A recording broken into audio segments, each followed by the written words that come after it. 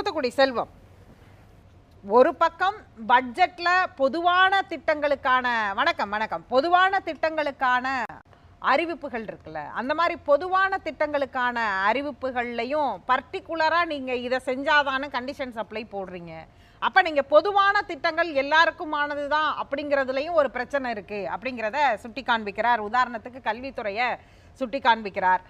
அடுத்து நிதி ஆயோக் கூட்டத்தில் இதுக்கு முன்னாடி பேசினதுக்கும் நீங்க அங்க பெரும்பான்மையா உங்களுடைய முதலமைச்சர்கள் இருக்கிறார்கள், அதனால பெரும்பான்மை அடிப்படையில் அதுக்கு மட்டும் ரெசல்யூஷன் பாஸ் பண்ணிட்டு விட்டுறீங்க.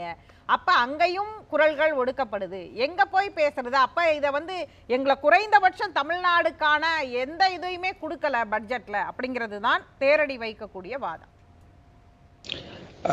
நியூஸ் 7 தொலைக்காட்சி நிறுவனத்திற்கு, அதன் நெறியாளர் சகோதரிக்கு, தொழில்நுட்ப கலைஞர்களுக்கு, என்னுடைய சக பங்கேற்பாளர்களுக்கு, என்னுடைய நண்பர் ராஜீவ்காந்தி உள்ளிட்ட சக பங்கேற்பாளர்களுக்கு என்னுடைய முதல் வணக்கம்.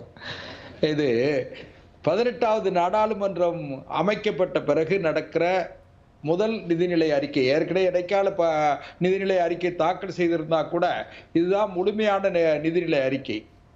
அதுலேயும் தமிழ்நாட்டை சார்ந்த நிதி அமைச்சர் மரியாதைக்குரிய திருமதி நிர்மலா சீதாராமன் அவர்கள் தொடர்ந்து 7வது முறையாக நிதிநிலை அறிக்கையை தாக்கல் செய்கிற பெருமைக்குரிய நிதிநிலை அறிக்கை. மொரார்ஜி தேசாய் அவர்கள் 6 முறை தாக்கல் செய்தார், இப்பொழுது 7வது முறை தாக்கல் செஞ்சிருக்காங்க.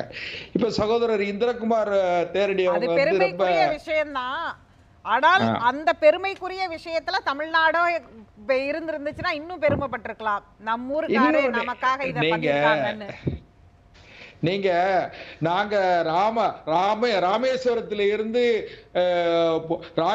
ராமருடைய புண்ணிய ஸ்தலத்துல இருந்து நாங்க தொடங்கணும்னு சொன்னா நான் எங்களை மதசாயம் பூசுவீங்க.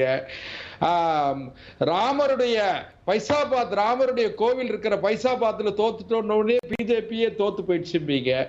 அதாவது உங்களுக்கு எப்படின்னு கேட்டீங்கன்னா, பாரதிய ஜனதா கட்சியினுடைய வளர்ச்சியை உங்களால் எந்த கட்டத்திலும் இவர்களால் ஏற்றுக்கொள்ள முடியாது. அதனால இவங்க எல்லாத்தையும் குறை பார்ப்பாங்க. இதுல என்ன விஷயம்னு கேட்டீங்கன்னா, தங்கம் நேற்றைக்கு காலையில 11 மணிக்கு நிதிநிலை அறிக்கை தாக்கல் செய்யப்பட்டது. 11 மணிக்கு நிதிநிலை அறிக்கை தாக்கல் செய்யப்பட்டிருக்கு. 2 மணிக்கு பாத்தீங்கன்னா தங்க விலை ஒரு பவுனுக்கு 2200 ரூபாய் குறைஞ்சிருச்சு. வெள்ளி விலை பாத்தீங்கன்னா 5000 ரூபாய் ஒரு கிலோ வெள்ளிக்கு 5000 ரூபாய் குறையுது. அப்போ சார், நீங்க தங்கம் வெள்ளி குறையுது, ஒரு வகையில அது சேவிங்கா நம்ம பார்க்கிறோம், சேமிப்பு அடிப்படையிலங்கிறதெல்லாம் ஓகே. ஆனா டெய்லி பைய தூக்கிட்டு மார்க்கெட்டுக்கு போய் நம்ம தங்கமா சார் வாங்குறோம்? விலைவாசி விக்கிற விலை தங்க விலை அளவுக்கு விக்குது. அத கொஞ்சம் பொறுமையா இருங்களேன். அதாவது ஜிஎஸ்டியை நாங்க எளிமைப்படுத்துவோம்னு வேற சொல்லியிருக்கோம்.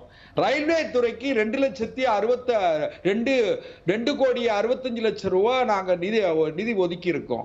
அதாவது நீங்க அந்தந்த மானிய கோரிக்கைகள் வரும் பொழுது அதுல உள்ள அந்தந்த மாநில கோரிக்கை அந்தந்த துறையினுடைய கோரிக்கை, மானிய கோரிக்கை வரும் பொழுது அந்தந்த மாநிலங்கள் தங்களுடைய மாநிலங்களுக்கான தேவைகளை பேசுவாங்க. அந்த துறையினுடைய அமைச்சர் செஞ்சிருவார்னா ஆந்திராவுக்கும் அந்தந்த மானிய கோரிக்கை வரும் பொழுது பண்ணியிருந்திருக்கலாம், பீகாருக்கு அப்படி பண்ணிருக்கலாம்னு ஒரு வாதம் வராதா சார்?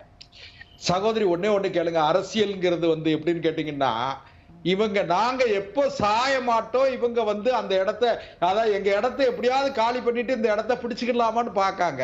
நாங்க எங்க இடத்த தக்க வச்சுக்கிறதுக்கு முயற்சி பண்றது அரசியல் தான். அரசியல் இல்லாம எதுவுமே இல்ல. நீங்க அரசியலா மற்ற விஷயங்களையும் பண்ணணும்ல. அரசியலா பண்றது சரி, நீங்க இவ்வளவு ஓப்பனா செல்வம் சார் இவ்வளவு ஓப்பனா சொல்றது ஓகே, அது ஓகே தான். அது யதார்த்தம், கலை யதார்த்தம்னு கூட நான் புரிஞ்சுக்கிறேன்.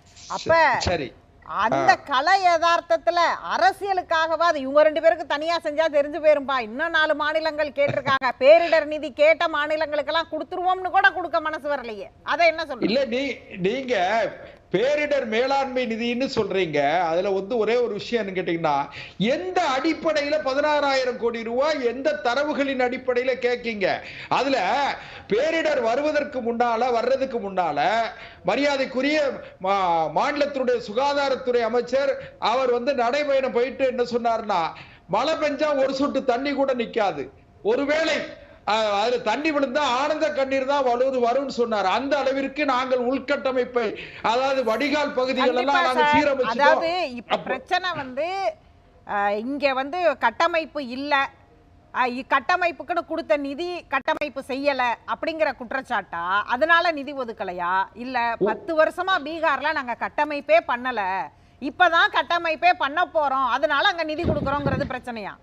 நீங்க தமிழ்நாடு வந்து இல்ல, தமிழ்நாடு வந்து ரொம்ப நல்ல அதாவது நல்ல ஆரோக்கியமா இருக்கிற மாநிலம், எல்லா நிலையிலும் ஆரோக்கியமா இருக்கிற மாநிலம். அதனால கொஞ்சம் பலகீனமா இருக்கிற ஆந்திராவையும் பலகீனமா இருக்கிற பீகாரையும் கரெக்ட் சார். கொஞ்சம் பலவீனமா இருக்கிற பீகார்ல பாஜகவும் ஐஜேகவும் எத்தனை ஆண்டுகளாக ஆட்சியில இருக்கிறீங்க? இல்ல அது வேற. அப்ப இன்னும் பலவீனமா வச்சிருக்கீங்கிறது வந்து உங்கள் ஆட்சியை நீங்க வந்து ஒழுங்கா பண்ணலன்னு அர்த்தமாயிடாதா? சகோதரி, ஒரே ஒரு விஷயம் கேளுங்க. இவங்க மத்திய அரசாங்கத்துல ஏறக்குறைய ஒரு 18 ஆண்டு காலம் மத்திய அரசாங்கத்தின் அதிகாரத்துல திராவிட முன்னேற்ற கழகம் மட்டுமே பங்கெடுத்திருக்கு. அதுலயும் நீங்க வந்து கேளுங்க, மத்திய அரசாங்கத்தினுடைய அனைத்து சலுகைகளையும் பெற்றுத்தான் இன்னைக்கு பலசாலியா ஆரோக்கியமானவர்களாக ஆயிருக்காங்க தமிழ்நாடு. மத்திய அரசுல பங்கு இருந்தா மட்டும்தான் தமிழ்நாடு முன்னேறும். மத்திய அரசுல பங்கு இல்லனா இந்தியாவுல எந்த கட்சி ஆட்சி செஞ்சாலும் தமிழ்நாட்டை முன்னேற்றாது. அதுவும் வரிசையா கன்ஃபஷன் ஸ்டேட்மெண்டா கொடுத்தா நான் என்ன பண்ணுவேன்? ஜவுளித்துறைக்கு நாங்க நிதி ஒதுக்கீடு பண்ணியிருக்கோம். ஸ்டீல், அதாவது இண்டஸ்ட்ரீஸ் டெவலப் ஆகணும்னா ஸ்டீல், அதாவது அந்த எஃகு ஆலைகளுக்கெல்லாம் வந்து சலுகைகளை, அந்த கஸ்டம்ஸ் டியூட்டி எல்லாத்தையுமே குறைச்சிருக்காங்க.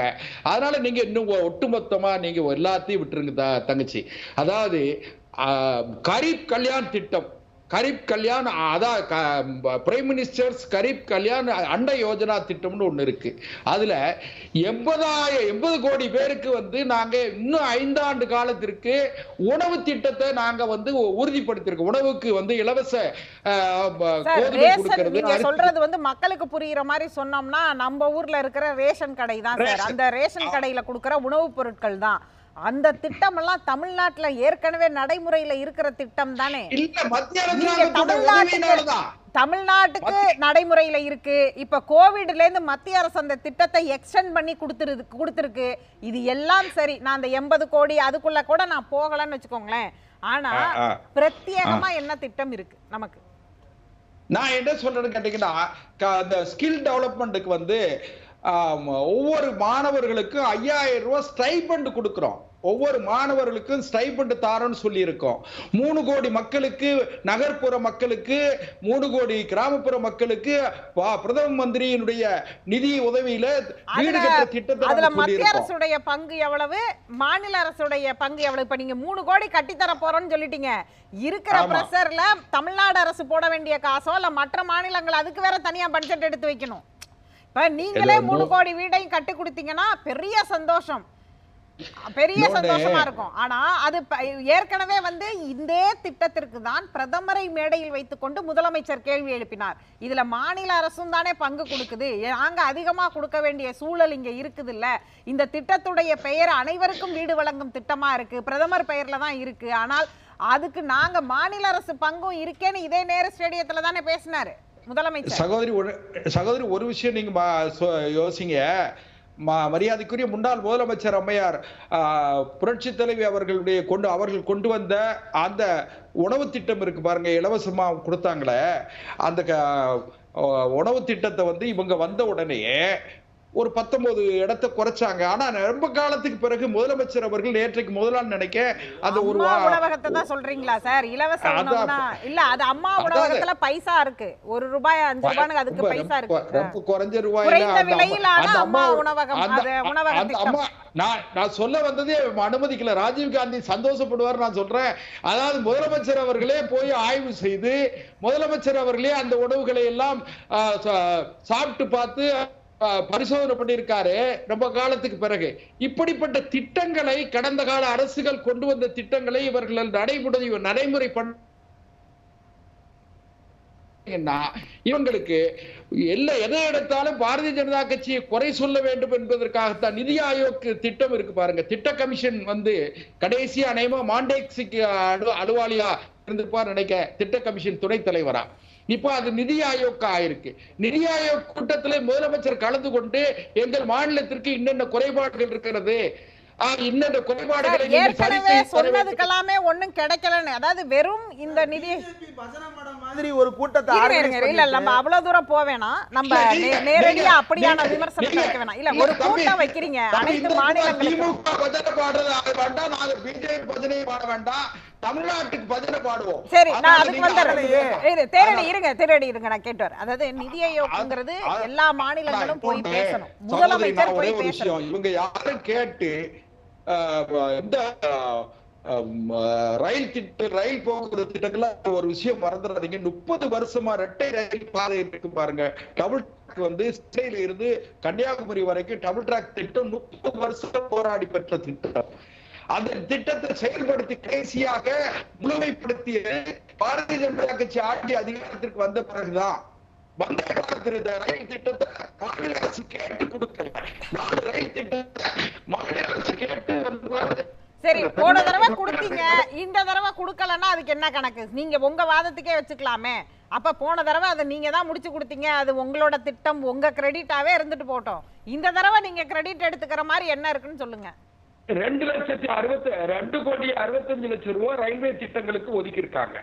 அந்த துறையினுடைய மானிய கோரிக்கை வருகிற பொழுது நீங்க அந்த அமைச்சர்கிட்ட நான் உங்களுடைய 40 இடங்கள்ல உங்களை வாரி வழங்கி இருக்கிற தமிழ்நாட்டு மக்களுக்காக நீங்க அங்க போய் சண்டை வீண் வாதம் பண்ணாம இப்ப அந்த ரயில்வே துறை மானிய கோரிக்கையின் போது நீங்கள் ரயில்வே துறை அமைச்சரிடத்துல வாதாடி எங்களுக்கு என்னென்ன வேணும், இந்த திட்டங்கள் வேணும்னு கேளுங்க. எனக்கு நீங்க சொல்ற அதுக்கப்புறம் சொல்ற வார்த்தையெல்லாம் மெல்லதான் சார் கேக்குது. நல்லாதான் பேசுறீங்க, கேக்குது. நான் சொல்றது கேள்விக்காக சொல்றேன். முதல்ல ஒரு வார்த்தை சொன்னீங்கல்ல, அது மட்டும் கண்ணீர்னு கேட்டுச்சு.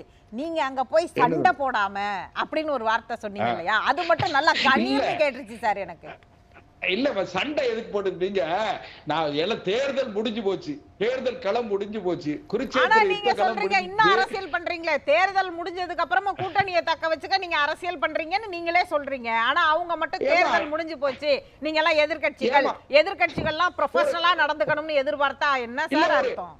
ஒரு கிராமத்து பழமொழி உண்டு, சவண பிள்ளை எல்லாம் வந்து கொஞ்சம் வளர்த்து விடணுங்கிறது வந்து ஒரு கிராமத்து பழமொழி தானே. கிராமத்துல நடைமுறையில இருக்கிற கொஞ்சம் பலகீனமா இருக்கிற சோர்வா இருக்கிற குழந்தைகளுக்கு ஊட்டச்சத்து கொடுத்து அந்த குழந்தைகளை வளர்த்து விடணும். ஆந்திரா தெலுங்கானாவும் ஆந்திராவும் பிரிஞ்சு இப்ப ஆந்திரா புதுசா வந்திருக்கு, அதனால ஆந்திராவுக்கு கொஞ்சம் நிதி கூட கொடுத்திருக்காங்க.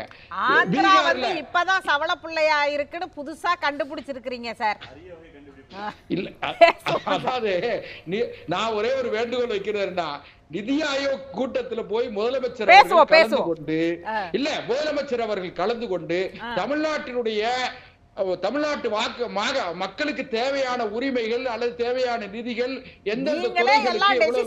எடுத்துட்டு கூட்டத்தையே பட்ஜெட்டுக்கு அப்புறம் நடத்துறீங்க. அங்க போய் திரும்ப கலந்து கொண்டு அதுவும் இன்னும் பணிவாக கேட்டு பெறுவதற்கு என்ன இருக்கிறது?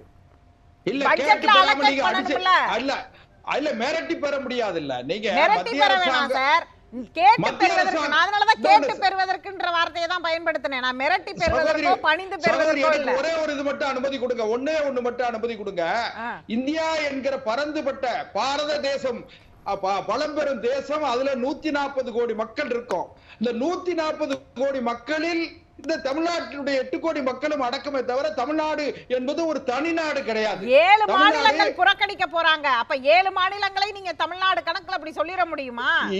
இந்த குழப்பத்தை உண்டு பண்றதுனாலதான் இவ்வளவு பிரச்சனையே வருது. ஏதாவது கூட்டணியை சேர்த்துக்கிட்டு ஒரு குழப்பத்தை உண்டு பண்றது, பிரிவினையை உண்டு பண்றதே இவங்க வேலையா போச்சு. கூட்டணி கட்சிக்காக காசு கொடுக்குறீங்க, காசு கிடைக்காதவங்க கூட்டணி கட்சி எல்லாம் ஒன்னா சேர்ந்து போராடி காசை பெறுவோம்னு சொல்றது நியாயம் தானே? இது அரசியல் தராசுல நின்னா அதுவும் அரசியல் தராசுல நிக்கத்தானே செய்யும். இல்ல அப்படி அதாவது இவங்க போராடிக்கிட்டு இருக்கட்டும், அதனால ஒண்ணு இல்ல. நன்றி, பேசுவோம், தொடர்ந்து பேசுவோம். உரிய முறையில நாடாளுமன்ற உறுப்பினர்கள் நாடாளுமன்றத்தில் வாதிட்டு கூச்சல் போடாம நாடாளுமன்றத்திற்கு வெளியே போராடுவதை விட நோட் பண்ணிக்கிட்டேன் சார். நேற்றைக்கு கூச்சல் போடாமல் தான் வில்சன் இந்த இதை கேட்டார். மெட்ரோ திட்டத்திற்கும் டிஆர் பாலுவும் கூச்சல் போடாமல் தான் கேட்டார். எல்லாம் அவர்களுடைய நேரத்தில் கூச்சல் போடாமல் தான் பேசுகிறார்கள். உரிய முறையில் உரிய அமைச்சர் உரிய துறை அமைச்சரிடத்தில் உரிய முறையில் இவர்கள் வாதாடுவார்கள். ஆனால் அதுல நியாயம் இருக்குமானால் மத்திய அரசாங்கம் கண்டிப்பாக பாரபட்சம் இல்லாமல் செய்யும். ஓகே சார், பேசலாம்.